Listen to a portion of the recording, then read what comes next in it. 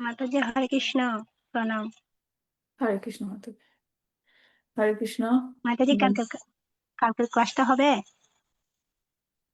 না, কালকে ক্লাস তো হবে না মাতাজি, কালকে গীতা পাঠ। হ্যাঁ, ওটাই বলতেছি। না, আমাদের গ্রুপে সেতু রানিং বলে একটা দিছে তো, তো নভেম্বরের দুই মাতাজি, আমরা তারিখ ক্লাসটা শুরু করি, পরে কথা বলি। আচ্ছা, হরে কৃষ্ণ। হরে কৃষ্ণ।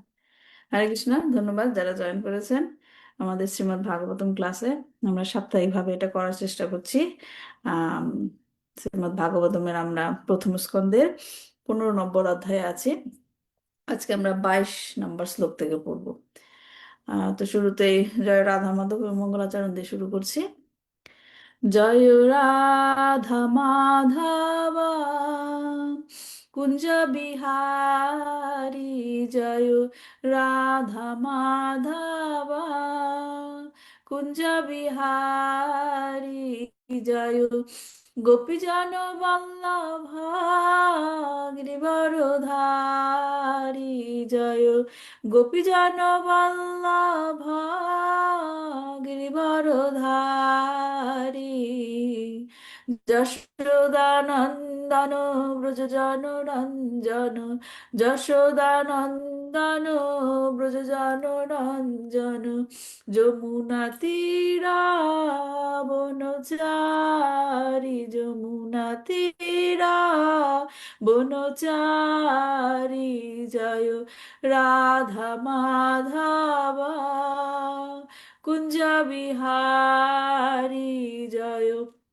রাধা মাধব কুঞ্জ বিহারী, হরে কৃষ্ণ হরে কৃষ্ণ, কৃষ্ণ কৃষ্ণ হরে হরে, হরে রাম হরে রাম, রাম রাম হরে হরে, হরে কৃষ্ণ কৃষ্ণ, কৃষ্ণ কৃষ্ণ হরে হরে, হরে রাম রাম, রাম রাম হরে হরে, জয় প্রভুপাদা, প্রভুপাদা, প্রভুপাদা, জয় প্রভুপাদা, জয় জয় প্রভুপাদ, প্রভুপাদ, প্রভুপাদ, জয় জয় প্রভুপাদ,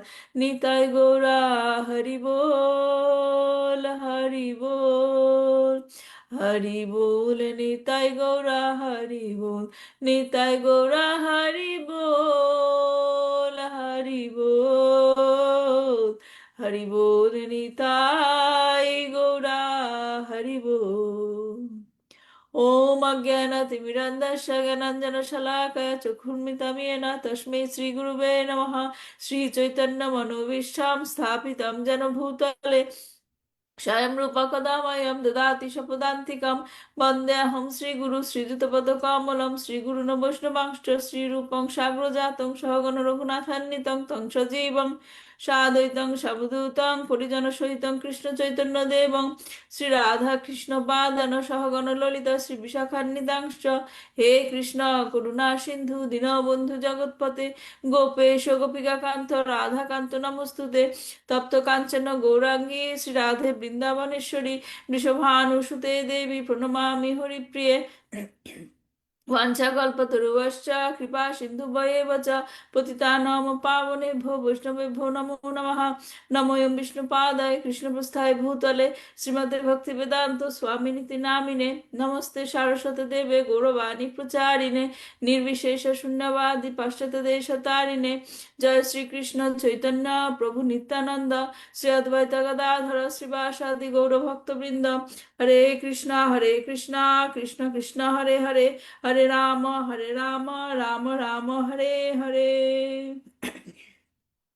नारायणं नमस्कृतं नरं चैव नरोत्तमं देवीं सरस्वतीं व्यासं ततो जयमुदीरयेत्। श्रीमन्तं स कथा कृष्ण पूर्णश्रवणकीर्तन हृदयन्तस्थो हि अभद्राणि विधुनोति सुरिस्सतां। नष्टप्रायेषु अभद्रेषु नित्यं भागवत सेवया, भगवती उत्तम श्लोके भक्तिर्भवति नैष्ठिकी। ওম নমো ভগবতে বাসুদেবায়। ওম নমো ভগবতে বাসুদেবায়।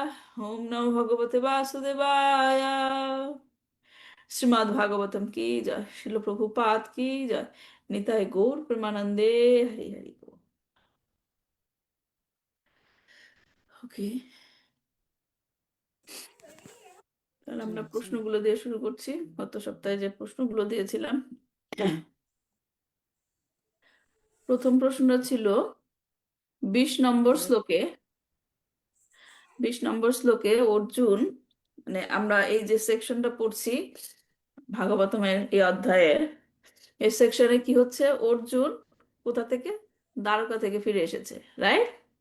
দ্বারকা থেকে ফিরে এসে যুধিষ্ঠির মহারাজকে কি বলছে, শ্রীকৃষ্ণের অনুপস্থিতিতে কৃষ্ণের সাথে, কৃষ্ণ তাদের জন্য কি করেছে, পাণ্ডবদের জন্য, অর্জুনের জন্য, এবং অর্জুন শ্রীকৃষ্ণের সাথে যে সুন্দর সুন্দর সময় সে স্পেন্ড করেছে, হ্যাঁ, সেগুলো তিনি একটা একটা করে সেগুলো হচ্ছে তিনি মনে করছেন এবং বলছেন। ঠিক আছে? তো এখন সেই সেই সেকশনের 20 নম্বর শ্লোকে প্রশ্নটা ছিল যে অর্জুন কোন বিশেষ ঘটনার কথা উল্লেখ করেছেন এবং এর দ্বারা তিনি কি বোঝাতে চাইছেন। হরে কৃষ্ণ মাতাজি বলবো। হ্যাঁ, বলেন। হে রাজন, আমি সেই অর্জুন। আমি অর্জুন পুরুষোত্তম পরমেশ্বর ভগবান দ্বারা তৃপ্ত হয়েছি। সেই অর্জুনে আছি, যিনি ছিলেন সখা। হ্যাঁ, এটা আমি 20 নম্বর শ্লোকে ছিল না মাতাজি, 20 নম্বর শ্লোকে কি ছিল? হরে কৃষ্ণ মাতাজি, আমি বলবো। হ্যাঁ, বলেন। অর্জুন একজন হীনজাত গোবালক দ্বারা সুরক্ষিত শ্রীকৃষ্ণের মহিষীদের অপহরণের ঘটনা উল্লেখ করেছেন। এর দ্বারা কা- তিনি কা- বোঝাতে কার শ্রীকৃষ্ণের মহিষীরা কার দ্বারা রক্ষিত ছিল? অসুরদের। রক্ষিত ছিল মানে মানে কি, এখানে ঘটনাটা কি ঘটেছিল? হরে কৃষ্ণ মাতাজি, হ্যাঁ। এটা হচ্ছে অর্জুন দুষ্কৃতী লোক মানে নিয়ে যাচ্ছিল মানে ভগবান শ্রীকৃষ্ণের স্ত্রীদের, সেটা হচ্ছে রক্ষা করার জন্য অর্জুন হচ্ছে যুদ্ধে লিপ্ত হয়েছে এবং ওই অসুররা অর্জুনকে পরাস্ত করতে চেয়েছিলেন। কাকে পরাস্ত করতে চেয়েছিল, অর্জুনকে? না না, হ্যাঁ অর্জুনকে হলো গোপালকরা পরাস্ত বল না। করতে চেয়েছিলেন। পরাস্ত করতে চেয়েছিল না পরাস্ত করেছিল? পরাস্ত করেছিল, আমি পরাস্ত এটা করে সুস্পষ্ট মহিষীদের বুঝতে নিয়ে পারিনি। গিয়েছিল। হ্যাঁ, করেছিল পরাস্ত, মাতাজি একদম। হ্যাঁ পরাস্ত করেছিল। হ্যাঁ, এই ঘটনার কথাই সে মনে করছে এবং এর দ্বারা তিনি কি বোঝাতে চেয়েছেন অর্জুন? শ্রীকৃষ্ণ ব্যতীত আমাদের সমস্ত ক্ষমতা শূন্য। হ্যাঁ, তিনি, তারা হচ্ছে গোপ বালক দিয়ে, গোপ বালকদের দ্বারা শ্রী, সরি সরি অর্জুন সেখানে পরাস্ত হয়েছিল। সেই বিশেষ ঘটনার কথা বলছে এবং বিশেষ ঘটনার থেকে একটা জিনিস বোঝাতে চাইছে যে শ্রীকৃষ্ণের অনুপস্থিতিতে আমাদের সমস্ত শক্তি, অপহৃত হয়। হ্যাঁ, মানে শূন্য আর কি। হ্যাঁ, কারণ অর্জুন ছিল কি বীর যোদ্ধা, সে গোপ বালকদের দ্বারা পরাস্ত হওয়ার কি কথা, কিন্তু হয়েছিল। হ্যাঁ, তো এই শ্লোকে অর্জুন ভগবানকে কি কি নামে সম্বোধন করেছেন? এটা সহজ প্রশ্ন। নিরিপেন্দ্র, পুরুষোত্তম এবং সুহৃদ। নৃপেন্দ্র কাকে বলেছে? কৃষ্ণকে। নৃপেন্দ্র কৃষ্ণকে বলেনি। নৃপেন্দ্র মানে কি? নৃপেন্দ্র, ইন্দ্র, নৃপশ্রেষ্ঠ, মানে ওই সাথে অনুবাদে সরি, অর্থতে শিল প্রভুপাদ লিখেছেন নৃপশ্রেষ্ঠ। নৃপশ্রেষ্ঠ কে এখানে? নৃপশ্রেষ্ঠ তো যুধিষ্ঠির। কৃষ্ণ না। হ্যাঁ, তো কৃষ্ণকে নৃপেন্দ্র ডাকেনি। হ্যাঁ, কৃষ্ণকে কি নামে ডেকেছে? হরে পুরুষোত্তম কৃষ্ণ মাতাজি বলবো। সুহৃদ। পুরুষোত্তম। হ্যাঁ, বলেন, পুরুষোত্তম। বলেন কি কি নামে ডেকেছে? পুরুষোত্তম এবং সুহৃদ। রাজশ্রেষ্ঠ এবং পুরুষোত্তম। পরম বন্ধু, পরম সুহৃদ এবং পুরুষোত্তম। পুরুষোত্তম। হ্যাঁ, এই তিনটা নামে ডেকেছেন। নৃপেন্দ্র হচ্ছে যুধিষ্ঠির। হ্যাঁ, রাজ যে বলছে রাজ শ্রেষ্ঠ। আচ্ছা, এই শ্লোকে উল্লেখিত গোপ বালকেরা কারা, এর পেছনের কারণ কি? তাপসী মাতাজি বলেন। এই শ্লোকে গোপ বালকদের নাম যে উল্লেখ করা হয়েছে, গোপ বালকরা আসলে কারা, এর পেছনের কারণটা কি ভগবান ঘটে? ভগবান শ্রীকৃষ্ণ। হ্যাঁ। গোপালকেরা হচ্ছে ভগবান শ্রীকৃষ্ণ। হ্যাঁ, এখন কারণটা বলেন, ঘটনাটা কি পেছনে? কৃষ্ণ গোপ বালক রূপ ধারণ করে এসেছিল কেন? মহিষীরা ভগবানের স্ত্রীরা পূর্বপুরুষে অভিশাপ পেয়েছিল। হুম। অভিশাপের কারণে মানে ওইভাবে ওটা আমি লিখি না মাতাজি। হ্যাঁ, অর্ধেক প্রশ্ন লিখেছেন উত্তর। আর কে বলতে চান এর পেছনের কারণ কি? অষ্টবক্র মুনির আশীর্বাদ হ্যাঁ। ও অভিশাপ রক্ষা করেছিলেন। আমার প্রশ্ন ছিল ভগবান শ্রীকৃষ্ণ গোপ বালক রূপে এসেছিল, রাইট? কেন হ্যাঁ, এসেছিল? ভগবান শ্রীকৃষ্ণ কেন গোপ বালক রূপে এসেছিল? হরে কৃষ্ণ মাতাজি। হ্যাঁ, বলে। ভগবান শ্রীকৃষ্ণই গোপবালক রূপে মহিষীদের অপহরণ করেছিল। ভগবান শ্রীকৃষ্ণ তার তিরোধানের পর তিনি তার পরিকরদের তার ভগবত ধামে বিভিন্নভাবে তার ভগবত ধামে ফিরিয়ে নিয়ে যান। হুম। সেজন্য এই লীলার মাধ্যমে ভগবান তার পরিকরদের নিয়ে তার কাছে নিয়ে গেছেন। হ্যাঁ, সেটা তো অন্যভাবেও করতে পারতো, কিন্তু ভগবান শ্রীকৃষ্ণ নিজে কেন গোপ বালক রূপ ধারণ করে এসেছিল? অন্যভাবেও তো নিতে পারতো, রাইট? লীলাটা মনে করেন, তাহলে প্রশ্নের উত্তর মনে আসবে। আর মাতাজি এর পিছনের কারণ হলো যে অষ্টবক্র মুনির আশীর্বাদ। আমি সব বুঝতে পারছি, কিন্তু কৃষ্ণ আসলো কেন? আমার সেটা প্রশ্ন হলো, কৃষ্ণ আসলো কেন? কারণ কৃষ্ণের নিজের মহিষীদেরকে রক্ষা করার, নিজের মহিষীদেরকে নিজের নিতে মহিষীরা কৃষ্ণের মহিষ, কৃষ্ণের স্ত্রীদের কারোর স্ত্রীদের স্পর্শ করার কোনো ক্ষমতা নেই। কারোর দ্বারা তারা মানে স্পর্শ হবে না। হ্যাঁ। আবার অষ্টাবক্র মুনি ছিল তার ভক্ত। তার ভক্ত অষ্টাবক্র মুনি যে শাপ দিয়েছিল সেটাও ফুলফিল করতে হবে, রাইট? তো সেইটাও রেখেছিল, এবং তার মহিষীদের তিনি কারোর দ্বারা ছুতে দেন নাই। তাই তিনি নিজে গোপ বালক রূপ এসেছিলেন। এটা আমরা সীতামার মানে যে রাবণ দ্বারা যে অপহরণের ঘটনা, সেটা দিয়ে ব্যাখ্যা করেছিলাম, রাইট? যে সীতামাকে কেউ ছুতে পারেনি। রাবণ যাকে স্পর্শ করেছিল, কাকে? সীতা মাতাকে। মায়া মায়া না, সীতাকে। সীতাকে। মায়া মায়া সীতাকে, সীতা মাকে সে স্পর্শ করতে পারেনি। এটা হচ্ছে মায়া সীতাকে, যেটা ছায়া সীতাও বলে আর কি। তাকে তাকে নিয়ে গেছিল অপহরণ, কিন্তু কিন্তু মাতা সীতা যে, তাকে সে স্পর্শ করতে পারেন। আচ্ছা, 4 নম্বর প্রশ্ন ছিল দ্বারকার মহিষীগণদের গোপ বালকদের দ্বারা অপহৃত হওয়ার পেছনে কোন কারণ তাৎপর্যে উল্লেখ করা হয়েছে? অভিশাপের কারণ উল্লেখ করা হয়েছে। হ্যাঁ, কার দ্বারা অভিশাপ? অষ্টবক্র। অষ্টবক্র মুনির কেন অভিশাপ। অভিশাপ পেয়েছিল?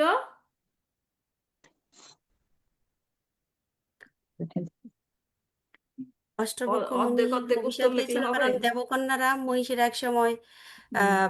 অষ্টবক্র মুনির বাঁকা হাঁটা দেখে হাস্য করেছিল, হাস্য সংবরণ করতে পারেনি। উপহাস করেছিল। সেই জন্য সেই জন্য তাদেরকে অভিশাপ দিয়েছিল যে তোরা গোপবালকের দ্বারা অপহৃত হবি। হ্যাঁ, এবং সে অভিশাপের পরে তারা যখন ক্ষমা চাইলো, তখন তাদেরকে আবার কি আশীর্বাদ দিল? যে ভগবানই তাদেরকে গোপবালক রূপে তোমরা আবার অপহরণ করবে ভগবানের কাছে ফিরে যেতে পারবো। পারবে। ঠিক আছে। আচ্ছা, 21 নম্বর শ্লোকের মূল বক্তব্য কি ছিল? এটা হচ্ছে মন্দিরা মাতাজি প্রথমেই বলেছিলেন। এইটা হচ্ছে আপনি যে প্রশ্নের উত্তর দিচ্ছিলেন, এটা হচ্ছে এই প্রশ্নের উত্তর। 21 নম্বর শ্লোকের মূল বক্তব্য কি ছিল? মাতাজি মূল বলবো এটা? বক্তব্য হ্যাঁ, বলেন। হে রাজন, আমি সেই অর্জুন। আমি অর্জুন পুরুষোত্তম। পুরুষোত্তম পরমেশ্বর ভগবান দ্বারা তৃপ্ত হয়েছি। সেই অর্জুনে আছি, যিনি ছিলেন সখা। আমি পরম পুরুষোত্তম দ্বারা আমার প্রিয়, আমার শুভাকাঙ্ক্ষিত। তিনি এখন আমার হৃদয়ে শূন্য মনে হচ্ছে। আর অবর্তমানে তার সমস্ত স্ত্রীদের আমি যখন তার স্ত্রীদের রক্ষা করতে নিয়ে এসেছিলেন। আমি গোবালক দ্বারা পরাস্ত হয়েছি। মাতাজি, আমার যে প্রশ্ন ছিল এই এই শ্লোকের থেকে মূল বক্তব্য কি? 21 নম্বর মাতাজি আমি শ্লোকে, একটু বলি। 21 নম্বর শ্লোকের মূল বক্তব্য কি কি বুঝলাম, নিজে কি বুঝলাম? আমি ওইখান থেকে পড়তে বলিনি, কি বুঝেছি আমরা সেইটা বলেন।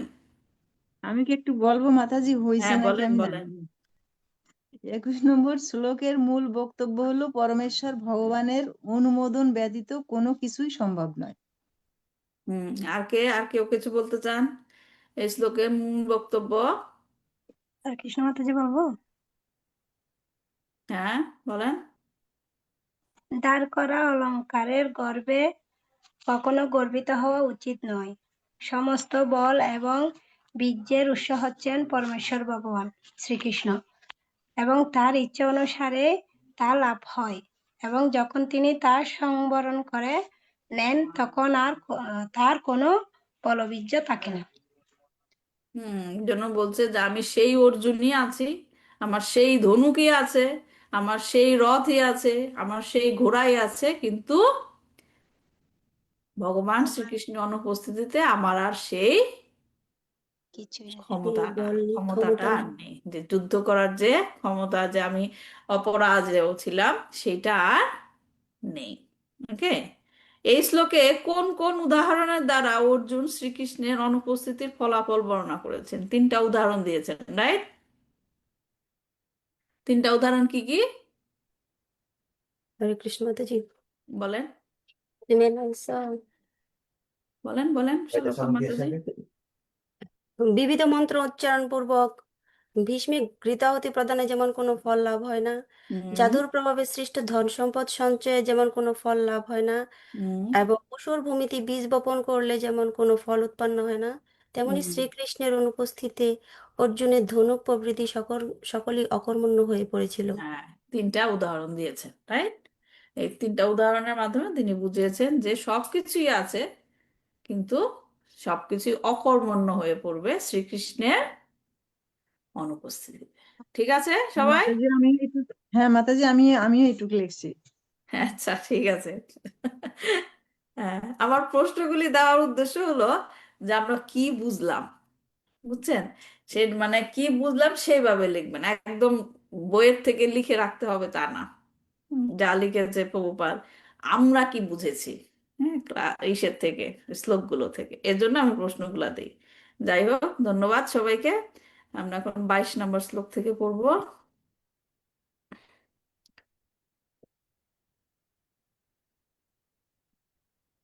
22, ওকে। 23। 22, 23। হুম।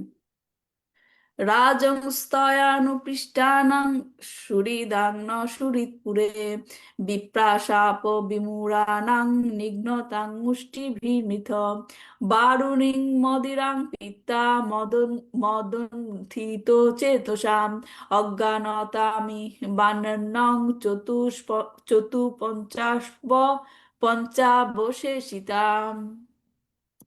এখান থেকে শিল প্রভুপাদ তার ক্লাসে বিশেষ বিশেষ পয়েন্ট উল্লেখ করেছে, সেটা আমরা আজকে সেই ক্লাস থেকে আপনাদের আপনাদের জন্য আমি রেডি করেছি ক্লাসটা।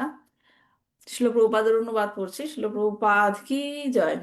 হে রাজন, আপনি দ্বারকাপুরীর যে সুহৃদদের কথা জিজ্ঞাসা করলেন, প্রথমে যুধিষ্ঠির জিজ্ঞেস করেছিল দ্বারকাতে সবাই কেমন আছে, সেই কথা তিনি বলছেন যে আপনি দ্বারকাপুরীর যে সুহৃদদের কথা জিজ্ঞাসা করলেন, ব্রাহ্মণদের অভিশাপে তাদের বিশেষভাবে মোহ উপস্থিত হয়, পরে অন্ন থেকে প্রস্তুত বারুণী নামক মদিরা পান করায় তাদের এমন চিত্তোন্মত্ততা উপস্থিত হয় যে তারা যেন পরস্পর পরস্পরকে চিনতে না পেরে এরকা দণ্ডের দ্বারা পরস্পরকে আঘাত করে প্রায় সকলেই নিহত হয়েছেন। এখন তাদের 4-5 জন অবশিষ্ট আছে। তো এখানে বলছে যে রাজাম স্তায়া নু নাম, হে রাজন, আপনি যে আমাকে জিজ্ঞাসা করছেন দ্বারকাপুরীর সুহৃদদের কথা, তারা কি হয়েছে, এখন ব্রাহ্মণ দ্বারা অভিশপ্ত হয়ে তারা মহান্বিত হয়ে একজন আরেকজনকে আঘাত করে সবাই সেখানে কি মৃত্যুবরণ করেছে। সেখানে মাত্র এখন 4-5 জন অবশিষ্ট আছে। এবং তারা কি করেছিল, এরকম কাজ কেন করেছিল? তারা বারুনি বারুনি নামক মদিরা পান করে তারা নেশাগ্রস্ত হয়েছিল। এবং নেশাগ্রস্ত হওয়ার ফলে তাদের মধ্যে কি হয়েছিল? চেতনার বিলোপ হয়েছিল। হ্যাঁ, তারা একজন আরেকজনকে কি চিনতে পারছিল না। হ্যাঁ, এই জন্য একজন আরেকজনকে আঘাত করছিল। হ্যাঁ, তো এখানে যদু বংশের কথা বলা হচ্ছে, রাইট? যদু বংশ কারা, অর্চনা মাতাজি? যদু বংশের ধ্বংসের কথা বলা হচ্ছে না? যদু বংশ হরে কৃষ্ণ। কারা? যদুবংশ হচ্ছে কৃষ্ণের বংশধর। হ্যাঁ, এখন বংশটা কিভাবে বিল্ড আপ হয়েছে বলে? এটা অভিশাপগ্রস্ত হয়ে গান্ধারী অভিশাপ করছিলেন সেই না না হিসেবে। না, সেটা তো অন্য। আমি বলছি যে যদু বংশ কিভাবে হয়েছে? যে শ্রীকৃষ্ণের কতজন রানী ছিল? 16,000। 16,108 জন। এবং আচ্ছা। প্রতিটি স্ত্রীর 10 জন করে পুত্র ছিল।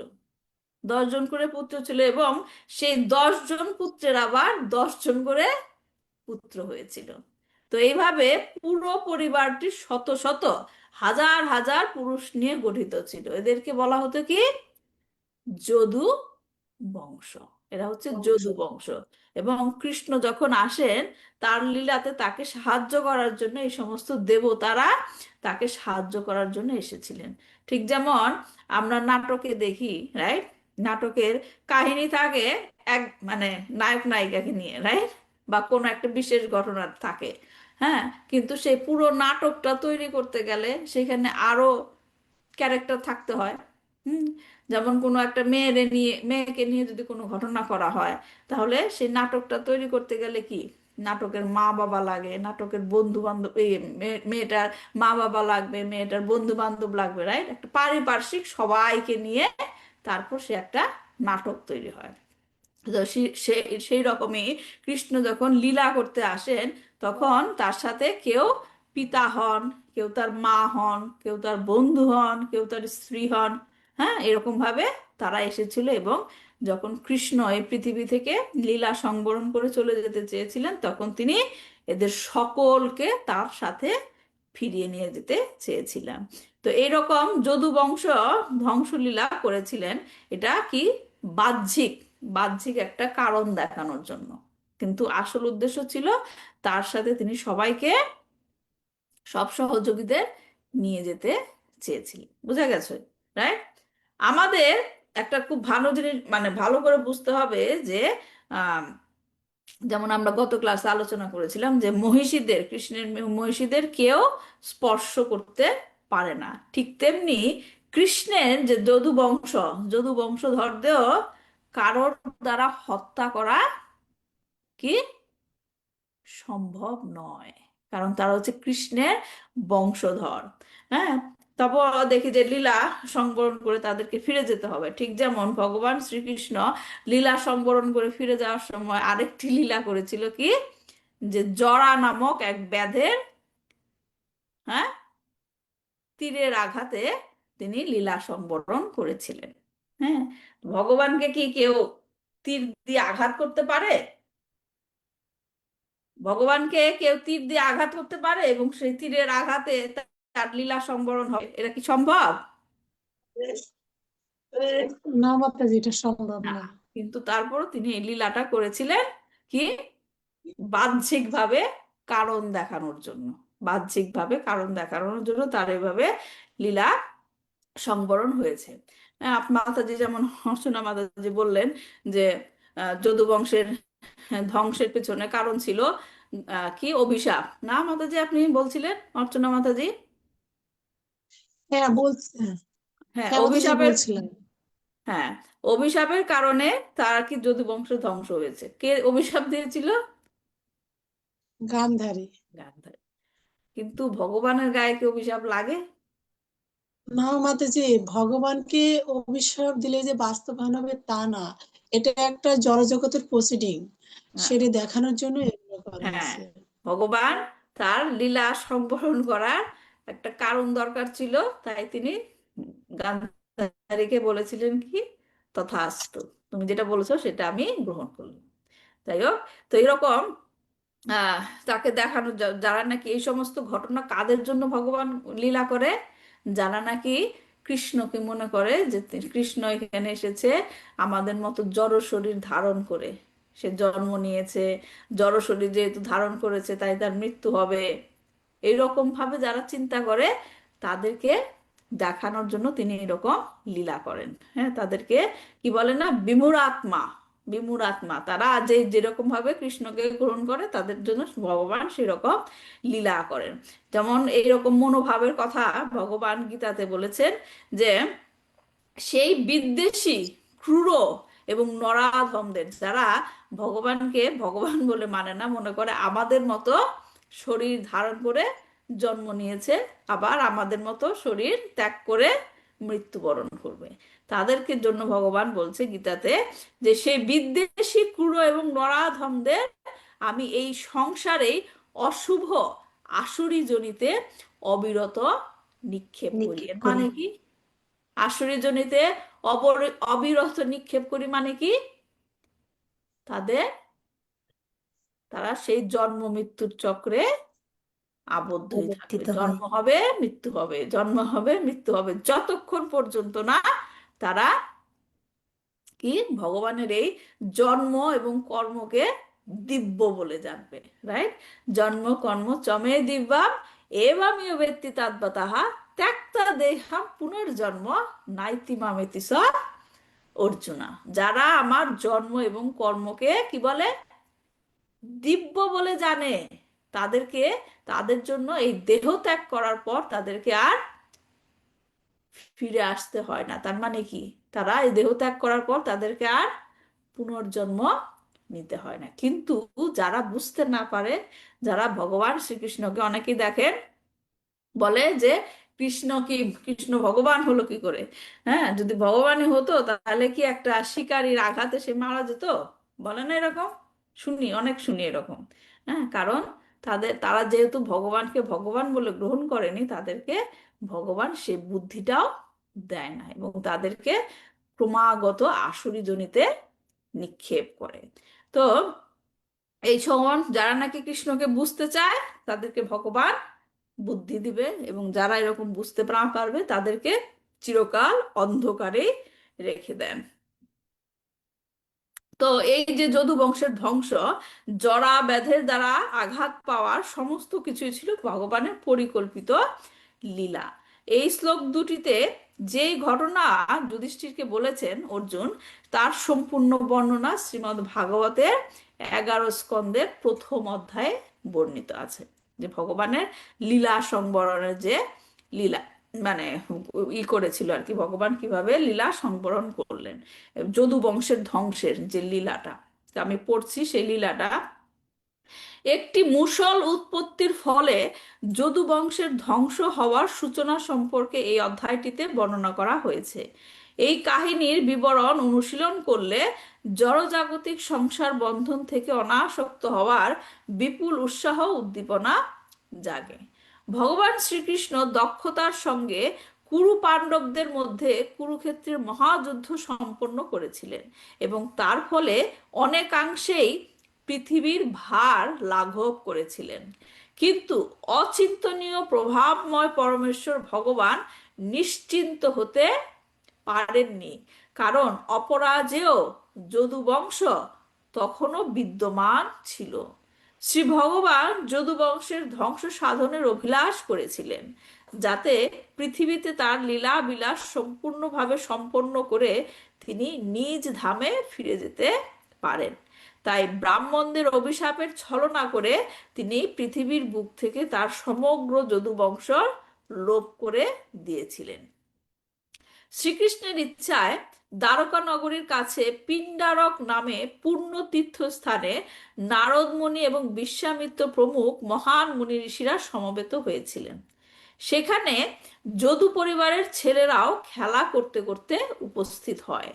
সেই ছেলেগুলি শাম্বকে, হ্যাঁ, ভগবান শ্রীকৃষ্ণের একটা ছেলের নাম হচ্ছে শাম্ব, শাম্বকে একজন গর্ভবতী আসন্ন প্রসবা মহিলার মতো সাজিয়ে নিয়ে এসে মুনি ঋষিদের কাছে জানতে চাইলো শাম্বের এই ধরনের গর্ভধারণের ফলাফল কেমন হবে। দেখেন এই একটা কি ভালো করেছে, তারা শাম্ব শাম্ব কি গর্ভবতীর মতো সেখানে গিয়েছিল এবং বলেছিল তার এই গর্ভ ধারণ করার ফলাফল কি হবে। এই সমস্ত কারণে ভগবান যে যদু বংশের ধ্বংস করিয়েছিলেন, কারণ তাদের চেতনা চেতনা তখন কি হয়েছিল, আহ কি বলে এটাকে বাংলা, কলুষিত হয়েছিল আর কি। হ্যাঁ, তাদের যে আম, উম, তারা চিন্তা করেছিল যে আমরা ভগবানের বংশধর, আমরা অপরাজেয়, রাইট? যখন মানুষের মধ্যে এরকম অহংকারের সৃষ্টি হয়, গর্বের সৃষ্টি হয়, তখনই কি হয়, পৃথিবীর ভার বেড়ে যায়। হ্যাঁ, তো এই ছেলেগুলি কি করেছিল, তখন ওই গর্ভধারণ ফলাফল জিজ্ঞেস করছিল মুনিকে। ছেলেগুলির তামাশার ফলে বিরক্ত হয়ে মুনিরা অভিশাপ দিয়ে বলেন, ইনি একটি মুষল প্রসব করবেন এবং তাই দিয়ে তোমাদের বংশ ধ্বংস হয়ে যাবে। হ্যাঁ, যে মুনিরা তখন কি তাকে অভিশাপ দিল। এই অভিশাপে ভয় পেয়ে যদু বংশের বালকেরা তৎক্ষণাৎ সাম্বের উদর থেকে বস্ত্র সরিয়ে একটি লোহার মুষল দেখতে পেল। হুম, যোগ করতে এসে সেটাই কি হয়ে গেল। এজন্য এখান থেকে শিক্ষা, যে ভুল করেও ভুল মানে খারাপ কোনো কথা মুখ দিয়ে বের করতে হয় না। হ্যাঁ, ভুল করেও, তামাশা করেও, হ্যাঁ করেও এগুলো করতে হয় না, কারণ অনেক সময় এটা অপমানজনক হয়। হ্যাঁ, কাউকে কোনো অপমানজনক কিছু কিছু করলে সেটা নিজের মধ্যে ব্যাক চলে আসে। এজন্য আমাদেরকে সাবধান থাকতে হবে। তাড়াতাড়ি যদুরাজ উগ্রসেনের সভায় গিয়ে সমস্ত ঘটনার বিবরণ দিল। ব্রাহ্মণদের অভিশাপে আতঙ্কিত হয়ে যদুরাজ উগ্রসেন সেই মুষলটিকে চূর্ণ বিচূর্ণ করে সমুদ্রে ফেলে দিতে আদেশ দিলেন। সমুদ্রের মধ্যে একটি মাছ সেই লৌহচূর্ণের শেষ অংশটি খেয়ে ফেলেছিল, আর বাকি সব লৌহচূর্ণ ঢেউতে ভেসে তীরে উঠে আসে এবং সেখানে জমা হয়। তা থেকে নল খাগড়ার বন সৃষ্টি হয়। আমি লীলাটা পড়ছি, আপনারা শুনছেন তো ঠিক করে? এখান থেকে কি প্রশ্ন থাকবে কিন্তু নেক্সট উইকের ক্লাসে। হ্যাঁ, তো সেখানে কি হলো, ওটাকে চূর্ণ বিচূর্ণ করে দিল এবং শেষ অংশটাকে একটা মাছ খেয়ে ফেললো, এবং বাকি যে খণ্ডগুলো ছিল সেটা কি ঢেউতে তারা ইসেতে সমুদ্রে ফেলে দিয়েছিল, সেটা ঢেউয়ে ভেসে ভেসে ভেসে একে কিনারে এসে জমা হলো এবং সেখান থেকে নল খাগড়ার বন সৃষ্টি হলো। সেই মাছটিকে ধীবরেরা যখন ধরলো, তখন জরা নামে একটি ব্যাধ মাছটির পেট থেকে সেই লোহার টুকরোগুলি নিয়ে একটা তীর বানালো। ঠিক আছে, যদিও অন্তর্যামী ভগবান শ্রীকৃষ্ণ সমস্ত ব্যাপার বুঝতে পারলেন, কিন্তু তিনি এর কোনো প্রতিকারের ইচ্ছা প্রকাশ করেননি, বরং মহাকাল স্বরূপ তিনি এই সমস্ত ঘটনাবলী অনুমোদন করেছিলেন। তাহলে কি হলো, সেই ব্রাহ্মণরা কি অভিশাপ দিল, তোমার পেটে একটা লোহার মুষলের জন্ম হবে এবং সেই লোহার মুষল কি হবে, সমস্ত যদু বংশের ধ্বংসের কারণ হবে। কারণ হবে। এখন সেই লোহার মুষল কি কি কি হলো, লোহার মুষল তারা ভেঙে ভেঙে টুকরা করে নদীর জলে ভাসিয়ে দিল, সমুদ্রের জলে। তার থেকে একটা টুকরা একটা মাছ খেলো মাছ খেয়ে এবং ফেললো। বাকিগুলো কি ঢেউয়ে ভেসে ভেসে কিনারে এসে জমা হলো এবং সেইখান থেকে কি নল খাগড়ার বন সৃষ্টি হলো। তার মানে সেইখান থেকে কি হলো, তাহলে সেই তীর কে নিল, সেই সেই লোহার জরানল টুকরা কে নিল, সেই জরা ব্যাধ সেই লোহার টুকরা নিয়ে কি বানালো, তীর বানালো তীর বানালো এবং সেই তীরের আঘাত কাকে করলো, ভগবান শ্রীকৃষ্ণকে। ভগবান শ্রীকৃষ্ণকে। আর বাকিগুলা যারা নাকি নল খাগড়ার বন সৃষ্টি হলো, তারা কি করলো, সেই নল খাগড়ার বন থেকে, এই যে এখানে শ্লোকের মধ্যে লেখা আছে এরকা দণ্ডের দ্বারা সেই নল খাগড়ার যে বন হয়েছিল, সেই লোহার টুকরা থেকে সেই গাছের যে দণ্ড দিয়ে তারা যাদবেরা একজন আরেকজনকে আঘাত করে মৃত্যুবরণ করেছিল। এখন বুঝতে পারছেন সেই লোহার মুষল কিভাবে সমস্ত যদু বংশ ধ্বংস করলো। হরে কৃষ্ণ মাতাজি। এই হ্যাঁ, মুসলটা কি? মিশল হচ্ছে একটু গদার মতো। ও আচ্ছা। হ্যাঁ, সেটা লোহার তৈরি। তো এখান থেকে এভাবে কি হলো, সেই ব্রাহ্মণদের অভিশাপে সমস্ত যদু বংশ কি হলো, ধ্বংস হলো। হ্যাঁ, তো কৃষ্ণ তাদেরকে তার লীলা সংবরণের সাথে সাথে নিয়ে যেতে চেয়েছিলেন, কারণ না ভগবান শ্রীকৃষ্ণের বংশধর হওয়ার কারণে তাদেরকে কেউ পরাজিত করতে পারতো না।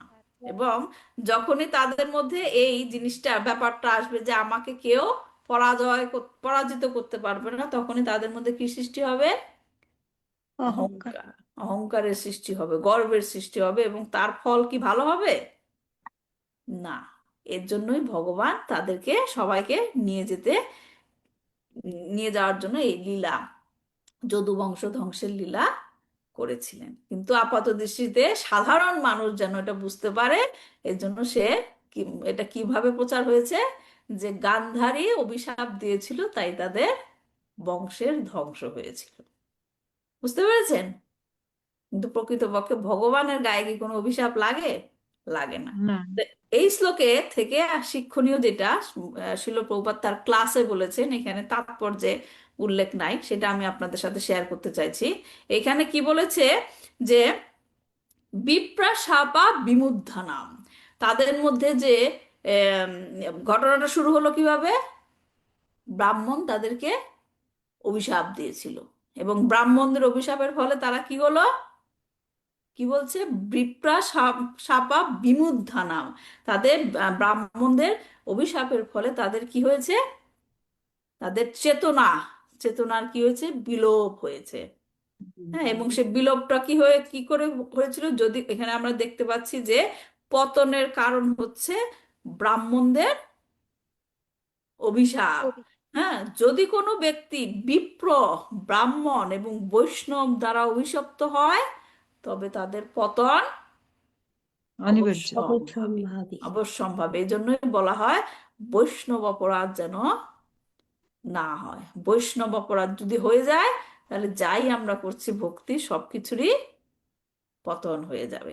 হ্যাঁ, এটা হচ্ছে বৈদিক সভ্যতা অনুসারে ব্রাহ্মণ এবং বৈষ্ণবদের সর্বদা সম্মান করা উচিত, যাতে তারা অসন্তুষ্ট না হয়। এটাই হচ্ছে নিয়ম। ব্রাহ্মণ এবং বৈষ্ণব, ভক্ত এবং ব্রাহ্মণ, হ্যাঁ, যারা আধ্যাত্মিক ভাবে উন্নত, হ্যাঁ, ব্রাহ্মণ কারা, যারা আধ্যাত্মিক ভাবে জ্ঞান সম্পন্ন, তাদেরকে অসন্তুষ্ট করা উচিত নয়। আর বৈষ্ণব কারা, বৈষ্ণব কারা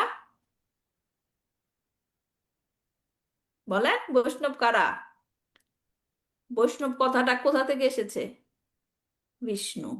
বিষ্ণুর হ্যাঁ, ভক্ত। হ্যাঁ, যারা বিষ্ণুর ভক্ত তারাই হচ্ছে বৈষ্ণব। বিষ্ণু। যে নাকি একজন একবার হলো হরে কৃষ্ণ মহামন্ত্র উচ্চারণ করেছেন, তাদেরকেই বৈষ্ণব বলা বৈষ্ণব। হয়। এই জন্য আমাদেরকে খুঁজে বের করতে হবে না যে এই হলো বৈষ্ণব, আমি এর সাথে অপরাধ করব না। হ্যাঁ, আমাদেরকে সবাইকে এমন দৃষ্টিতে দেখতে হবে কারোর প্রতি আমরা যেন কোনো আঘাত নাই, অপরাধ না করি। অপরাধ না হয়। হ্যাঁ, এটা হচ্ছে গুড প্র্যাকটিস। Good practice. যখন দেখবেন কারোর প্রতি যখন একটু মনক্ষুণ্ণ হবেন, বা কারোর প্রতি যখন একটু আহ হিংসা ভাব হবে, তখন কষ্টটা আসলে কে পায়? আপনি যার প্রতি হিংসা ভাব করছেন, সে কষ্ট পাচ্ছে না আপনি কষ্ট পাচ্ছেন? কে কষ্ট পায়? আমরা নিজেরাই কষ্ট পাই। নিজেরাই কিন্তু কষ্ট পাই। যার যার সাথে আপনি খারাপ চিন্তা করছেন, তার কিন্তু কিছু হচ্ছে না, কিন্তু মনের মধ্যে অশান্তি লাগছে কার? নিজের। নিজেদের। তার মানে আমি যখন কাউকে খারাপ ভাববো, হ্যাঁ, প্রকৃতপক্ষে আমরা কার ক্ষতি করছি বলে? নিজের ক্ষতি। নিজের ক্ষতি। হুম। আর কেউ যদি বুদ্ধিমান হয়, সে কি নিজের ক্ষতি করবে? এজন্য না। কারোর প্রতি বিদ্বেষ মনোভাব রাখা উচিত না। কারোর সাথে কোনো ঘটনা ঘটলে তার থেকে পজিটিভ কি আছে, ভালো জিনিস কি আছে, সেটা খুঁজে বের করতে হবে। যদি খারাপ জিনিসই খুঁজতে থাকেন, তাহলে খালি খারাপ জিনিসই দেখবেন। আর যখন খারাপ জিনিস দেখতে থাকবেন, তখন মনের মধ্যে কি হবে, অশান্তি হবে। যেমন একটা ক্লাসে শুনেছিলাম আমাদেরকে, যেমন ধরেন আহ মৌমাছি, রাইট? মৌমাছি আর মাছির মধ্যে পার্থক্য কি বলেন?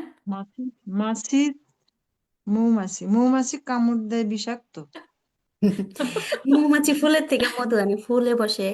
আর মাছি মানে অপরিষ্কার জায়গায় বসে। হ্যাঁ, মাছির মাছির সামনে যদি পুরো বাগান রেখে দেন, ফুলের বাগান, মাছি সেই ফুলের উপরে গিয়ে বসবে না। মাছি কোন জায়গা খুঁজবে? ময়লা অপরিষ্কার জায়গা। জায়গা, নোংরা জায়গা খুঁজবে। নোংরা। আর মৌমাছিকে যদি কোনো নর্দমার জায়গায় খুঁজে দেন, মৌমাছি নর্দমায় গিয়ে বসবে না ফুল না, খুঁজবে কোথায় ফুল আছে? ফুলে বসবে। হ্যাঁ। তাহলে আমাদের কার মনোভাব গ্রহণ করতে হবে?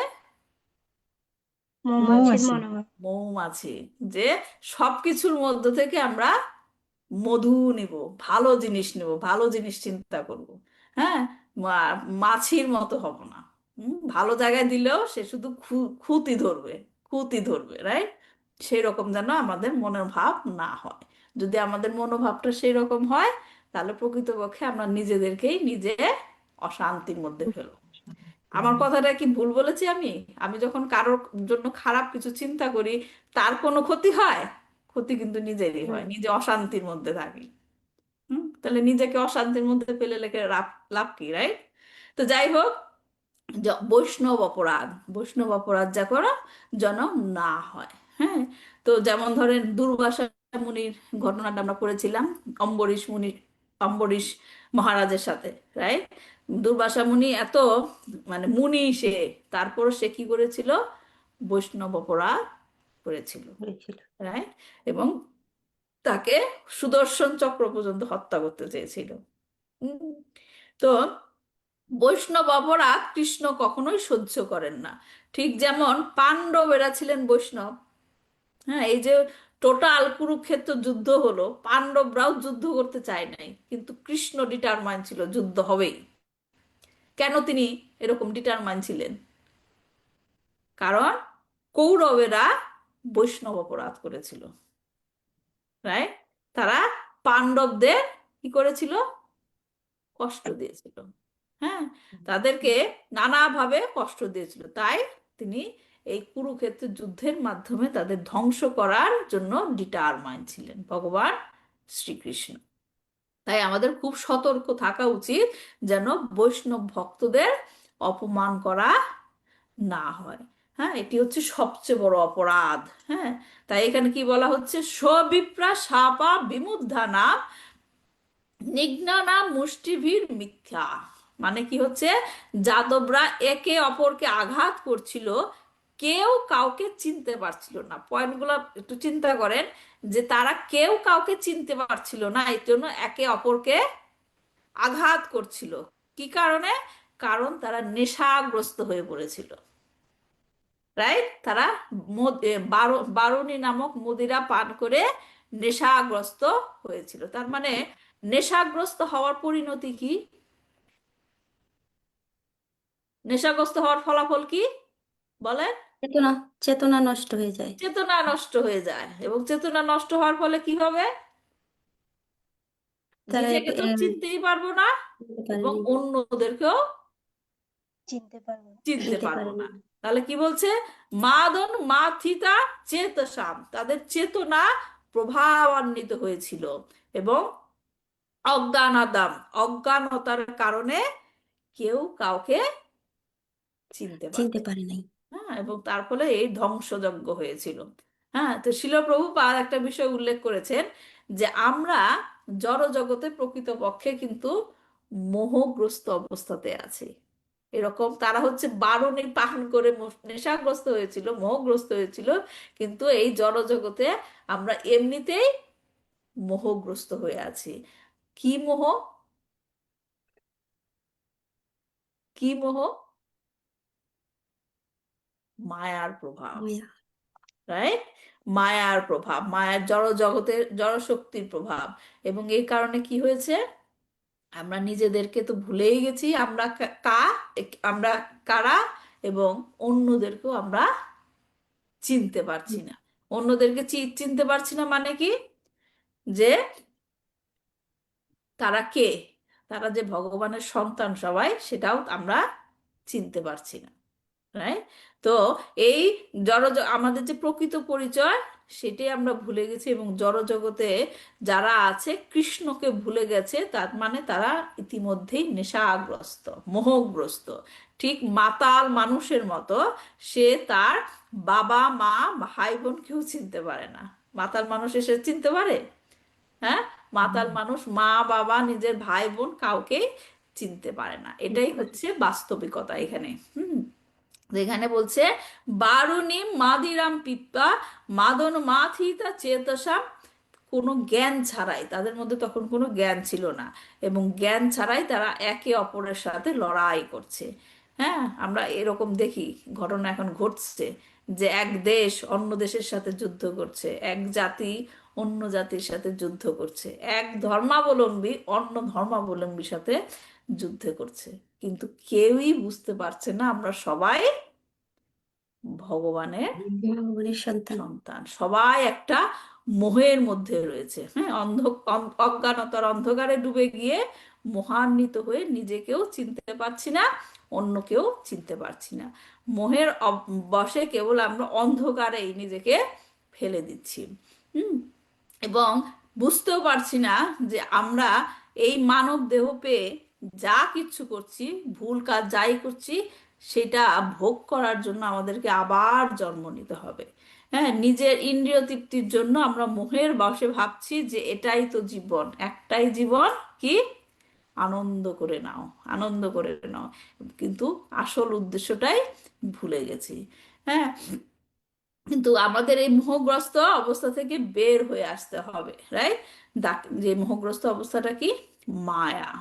তো সেটাই হচ্ছে যে বারুণী পান করে যাদবেরা যেরকম নেশাগ্রস্ত হয়েছিল, অজ্ঞানতার মোহে বসে আপন আপন জনকেও চিনতে পারছিল না, সেরকম আমরা সুখ ভোগের নেশায় মত্ত হয়ে প্রকৃত পরিচয়কে ভুলে গেছি ভুলে গেছি। এবং অন্যকে চিনতে পারছি না।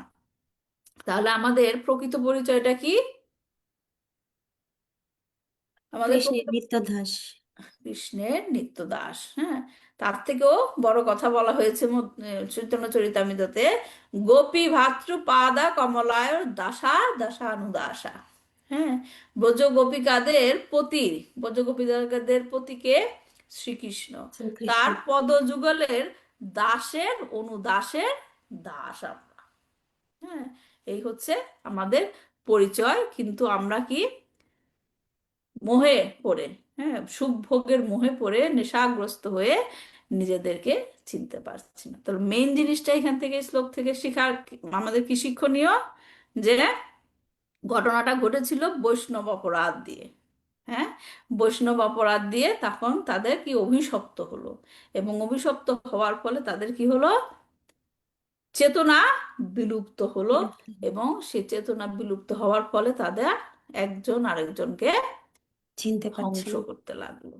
হ্যাঁ, তো এই হচ্ছে এই শ্লোক থেকে আমাদের শিক্ষণীয় এটাই, যে বৈষ্ণব অপরাধ করা যাবে না, এবং কি মোহগ্রস্ত হওয়া যাবে না। তারপরের শ্লোকটাই ছিল প্রায়েণৈতদ ভগবত ঈশ্বরস্য বিচেষ্টিতম মিথ নিঘ্নন্তি ভূতানি ভাবয়ন্তি চ তন্মিথ। বাস্তবিকই পরমেশ্বর ভগবানের ইচ্ছা শক্তির প্রভাবে জীব কখনো বা পরস্পর পরস্পরকে সংহার করে, বা পরস্পর পরস্পরকে পালন করে। দুইটা জিনিস, জীব পরস্পর পরস্পরকে সংহার করে, অথবা পরস্পর পরস্পরকে পালন করে, এবং সেটা কিভাবে হয়, ভগবানের ইচ্ছা শক্তির প্রভাবে। তাৎপর্যে শ্রীল প্রভুপাদ লিখেছেন, নরবিজ্ঞানীদের মত অনুসারে প্রাকৃতিক নিয়মে জীবকে জীবন ধারণের জন্য সংগ্রাম করতে হয়, এবং যে সবচেয়ে যোগ্য সেই বেঁচে থাকতে সক্ষম হয়। হ্যাঁ, কিন্তু তারা জানে না যে প্রকৃতির এই নিয়মের পিছনে পরম নিয়ন্তা পরমেশ্বর ভগবান রয়েছে। শ্রীমদ্ ভগবদ গীতায় প্রতিপন্ন হয়েছে যে ভগবানের অধ্যক্ষতায় প্রকৃতির নিয়ম নিয়ন্ত্রিত হয়। তাই যখনই পৃথিবীতে শান্তি দেখা যায় তখন বুঝতে হবে যে ভগবানের শুভ ইচ্ছার প্রভাবেই তা হয়েছে, এবং যখন কোথাও অশান্তি দেখা যায় তাও ভগবানেরই ইচ্ছার প্রকাশ বলে বুঝতে হবে। ভগবানের ইচ্ছা ব্যতীত একটি তৃণও নড়ে না। তাই যখন ভগবানের বিধান অনুযায়ী সুবদ্ধ আইনসমূহ অমান্য করা হয় তখন মানুষে মানুষে এবং দেশে দেশে যুদ্ধ হয়। তাই শান্তি লাভের সর্বোৎকৃষ্ট পন্থা হলো সবকিছুই ভগবানের প্রতিষ্ঠিত বিধান অনুসারে সম্পাদন করা। ভগবানের বিধান হচ্ছে আমরা যা কিছু করি, যা কিছু খাই, যা কিছু উৎসর্গ করি অথবা যা কিছু দান করি তার জন্য অবশ্যই ভগবানের সম্যক সন্তুষ্টি বিধানের জন্য করা হয়। ভগবানের ইচ্ছার বিরুদ্ধে কখনোই কোনো কিছু করা উচিত নয়। খাওয়া উচিত নয়, উৎসর্গ করা উচিত নয় অথবা দান করা উচিত নয়। বীরত্বের কার্যে সবচেয়ে ভালো দিকটা হলো বিবেচনা। তাই ভগবানের প্রীতিবিধানমূলক কাজ আর ভগবানের কাছে অপ্রীতিকর কাজের মধ্যে যে কি পার্থক্য তা বিচার করতে হবে, সেই শিক্ষা বিচার করতে হয়, সেই শিক্ষা লাভ করতে হবে। ভগবানের প্রীতি এবং অপ্রীতির পরিপ্রেক্ষিতেই এইভাবে কোনো কাজের যথার্থতা বিবেচিত হয়। ব্যক্তিগত খেয়ালের কোনো অবকাশ সেখানে নেই। ভগবানের সন্তুষ্টির উদ্দেশ্যে লক্ষ্য স্থির করে আমাদের সর্বদা সবকিছু করতে হবে। এই ধরনের কার্যকলাপকে বলা হয় যোগকর্ম সুকৌশলম, অথবা পরমেশ্বর ভগবানের সঙ্গে যুক্ত হয়ে কর্তব্যকর্ম সম্পাদন করার কৌশল। এটি হচ্ছে সর্বাঙ্গ সুন্দরভাবে কোনো কাজ করার কৌশল। তো এখানে বলা হচ্ছে যে মেন জিনিসটা কি, ভগবানের ইচ্ছার দ্বারা সবকিছু সম্পন্ন হয় এবং তার ইচ্ছাতেই জীব কখনো কখনো একজনকে নিধন করে, আবার কখনো কখনো একজনকে একে পালন করে। পালন করে। তো এখানে যেটা বলা হচ্ছে যাদবদের ঘটনাকে কেন্দ্র করেই বলা হচ্ছে যে তারা কখনো একসাথে ছিল, হ্যাঁ, খুব আনন্দে ছিল, একসাথে ছিল, এবং তারাই পরবর্তীতে একে অপরকে ধ্বংস করলো। এবং এই সব কিছুই হচ্ছে কৃষ্ণের মায়া শক্তির প্রভাবে, তার ইচ্ছা শক্তির প্রভাবে। তার মায়া এতটাই শক্তিশালী যে কখনো সে সবাইকে বন্ধুত্বের বন্ধনে বাঁধে অথবা কখনো কখনো একে অপরকে শত্রু করে তোলে। তো এই জড়জগতে আমরা একটা চক্রের মধ্যে আছি। সুখের পর দুঃখ, দুঃখের পরে সুখ, জন্মের পর মৃত্যু, মৃত্যুর পর আবার জন্ম, কখনো উত্থান কখনো পতন, এইরকম চক্র চলছেই। এবং আমাদের জীবনে যা কিছু করছে তা সবই হচ্ছে ভগবানের ইচ্ছার উপরে। আমরা যদিও ভেবে থাকি যে আমি সবকিছু করছি, আমার জীবনে আমি করছি সবকিছু, কিন্তু সে সম্বন্ধে ভগবদ গীতাতে বলেছেন যে প্রকৃতি ক্রিয়া মানানি গুণায় কর্মাণি সর্বাসা অহংকারা বিমূঢ়াত্মা কর্তাহাম ইতি মান্যতে। অহংকারে মোহাচ্ছন্ন জীব প্রকৃতির 3টি গুণ দ্বারা সমস্ত কার্য সম্পন্ন করছে, কিন্তু তারা গর্ব হয়ে মনে করে যে আমিই কর্তা, রাইট?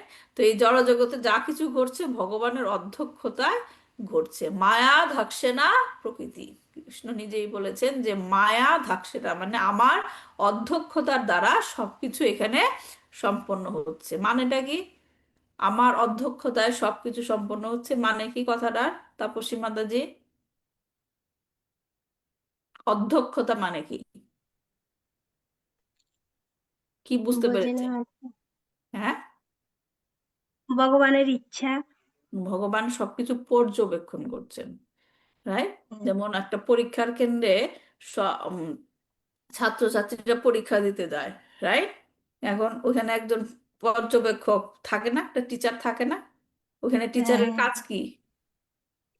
টিচারের কাজ হচ্ছে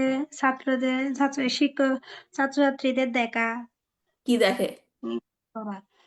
ওরা ভালো করে লিখতেছে কিনা হ্যাঁ, বা নিয়ম এদিক ওদিক কানুন তাকাচ্ছে কিনা।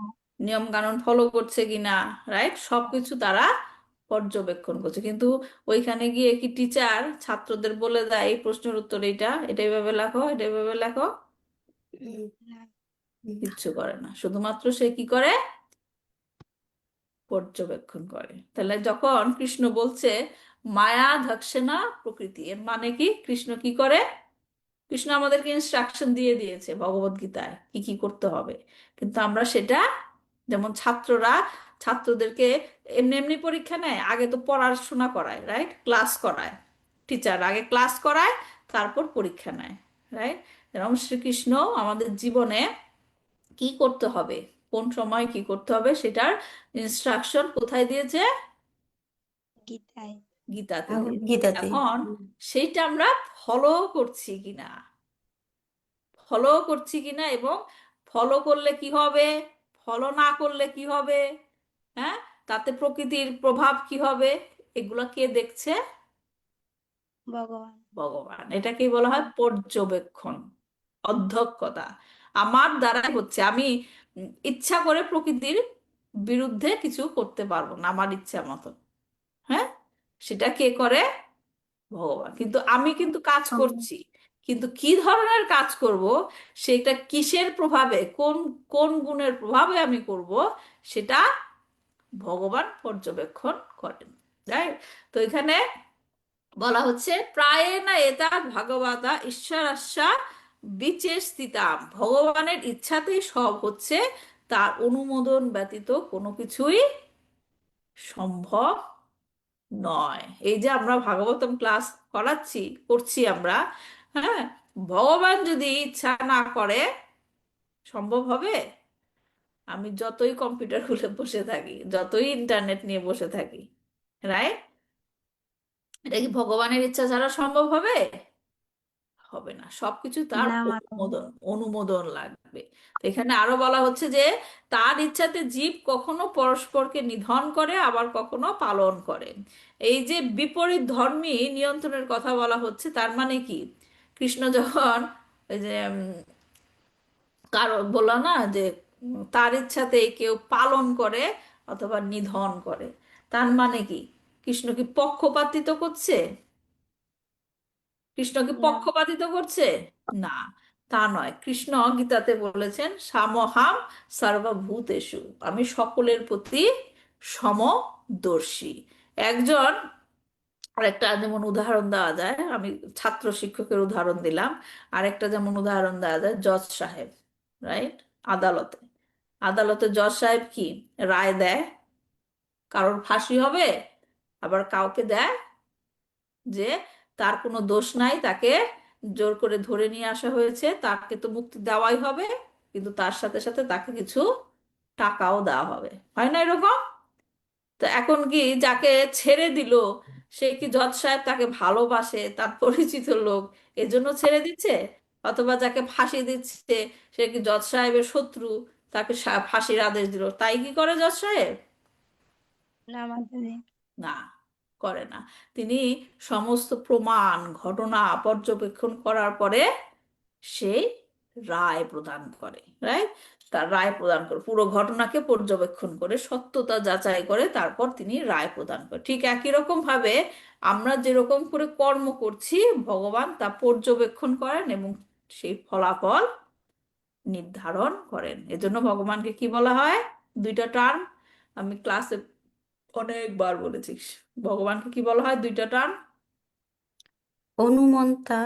হ্যাঁ, আর একটা দুই। আরেকটা, নিয়ন্তা।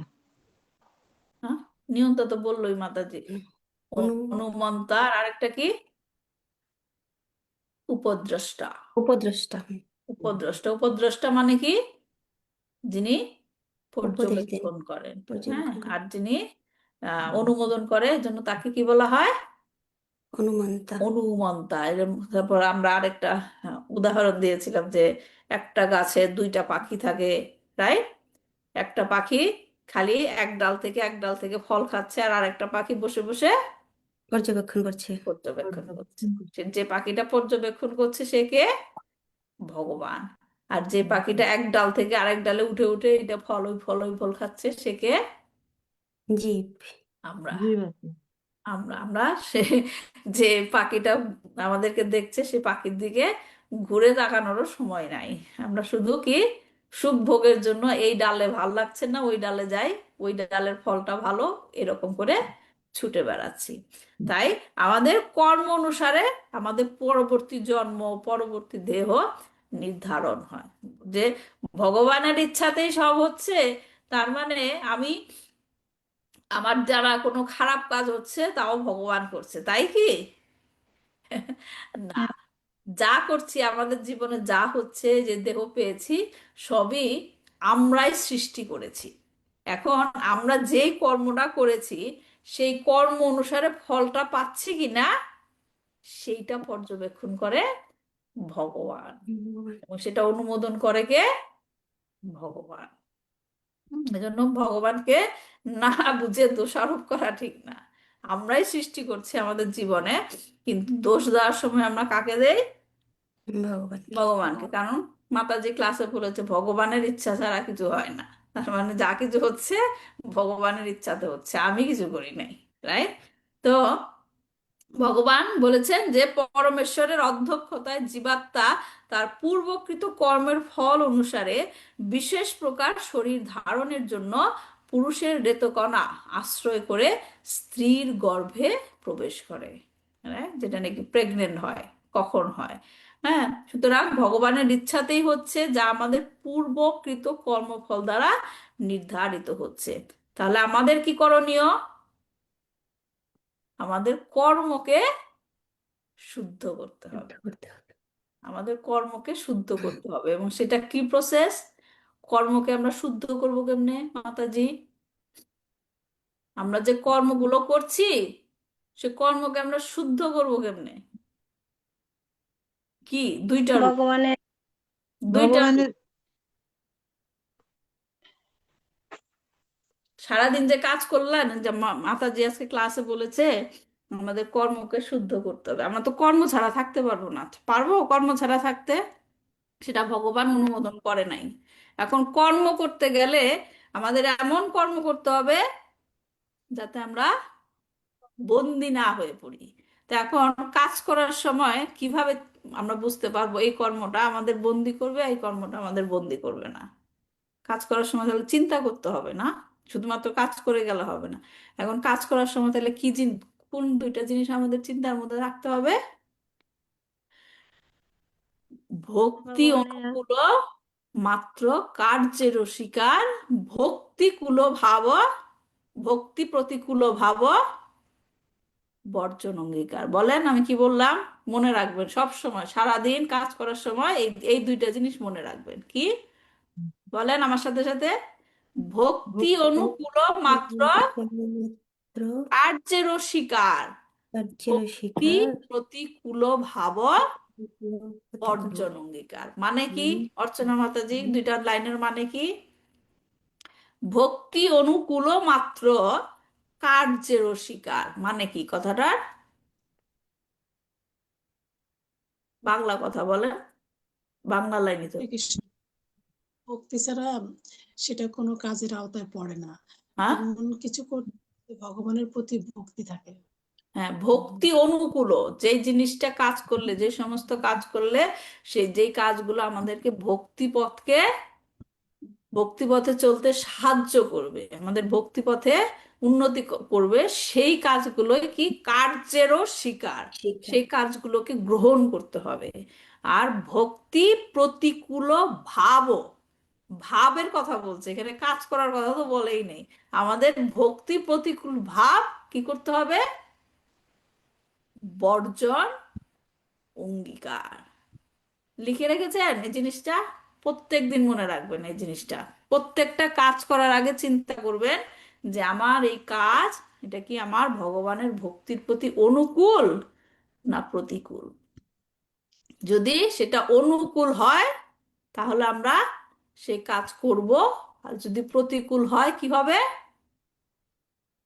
বর্জন বর্জন অঙ্গীকার, করবে। বর্জন করতে হবে। তো এই দিনে এই দুইটা জিনিস ফলো করলে আমাদের কি হবে? আমাদের কর্মকে আমরা শুদ্ধ করতে পারবো। হ্যাঁ, এবং সেই মতো ভগবান আমাদেরকে ফল প্রদান করবেন। তাই এখন বলতে পারেন মাতাজি, আম, আমি আগের জন্মে কি করেছি কোনো প্রমাণ আছে? আমি ভুল করেছি না খারাপ কাজ করেছি না শুদ্ধ কাজ করেছি কোনো প্রমাণ আছে? ভগবান তো অনুমন্তা সবকিছু দিচ্ছেন, কিন্তু আমি জানবো কিভাবে আমি কি করেছি?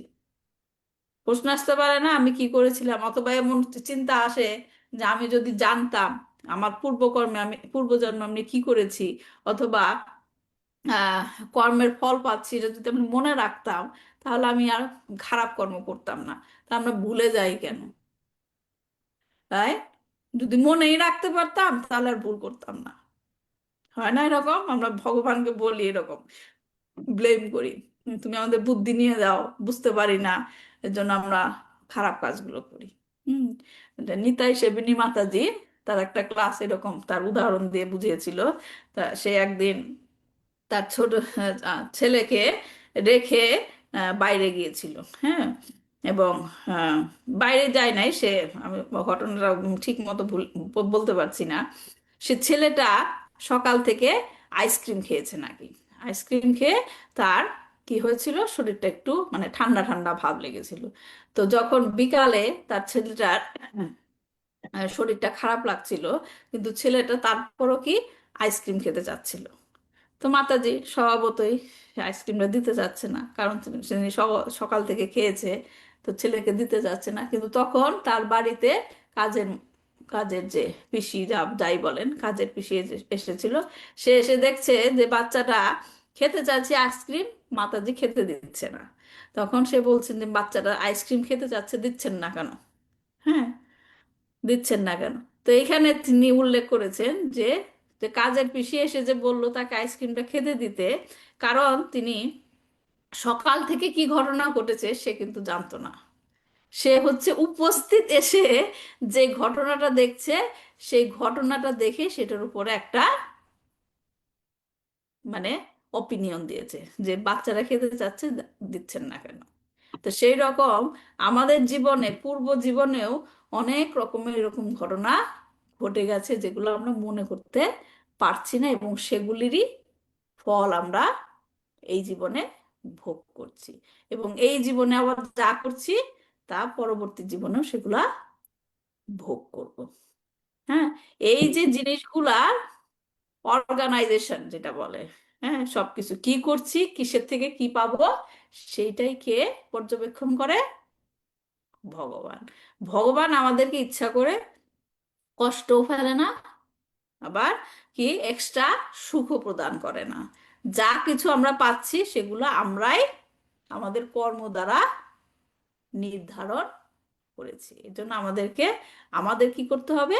আমাদের কর্মকে শুদ্ধ করতে হবে। এবং সেটা করা যায় কিভাবে? ভক্তি এর অনুকূল অনুশীলনের মাধ্যমে। প্রতিকূলতা চিন্তা করে। ঠিক আছে? তো এই ছিল আজকের ক্লাস। কারো কোনো প্রশ্ন আছে?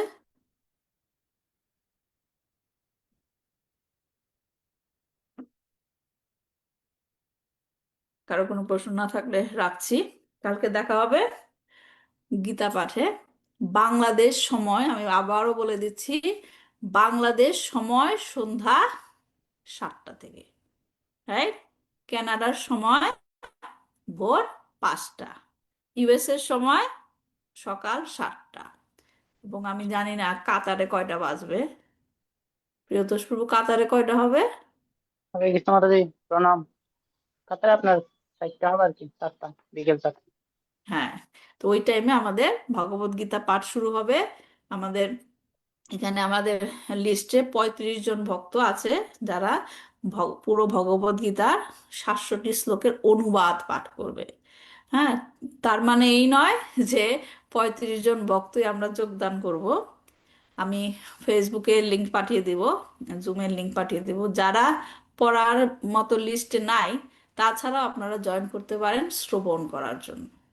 হ্যাঁ, এবং যেই ভক্তরা জয়েন করবে ভগবদ গীতা পাঠ করার জন্য, তাদেরকে আমি অনুরোধ করছি আপনাদের পরিচিত কেউ যদি জাস্ট জয়েন করে ভগবদ গীতা পাঠটা শোনে, এর জন্য তাদেরকে কি এনকারেজ করবেন, উৎসাহিত করবেন, যাতে তারা জয়েন করে ভগবদ গীতা অন্তত পক্ষে শ্রবণ করে। ঠিক আছে? তো জয়েন করবেন সবাই সময় মতো। আম, দেখা হবে। এবং যাদের যাদের নাম আমি শ্লোক ভাগ করে দিয়েছি, তার মানে এই নয় যে শুধুমাত্র ওই শ্লোক পড়ার সময় আপনার উপস্থিত থাকবেন।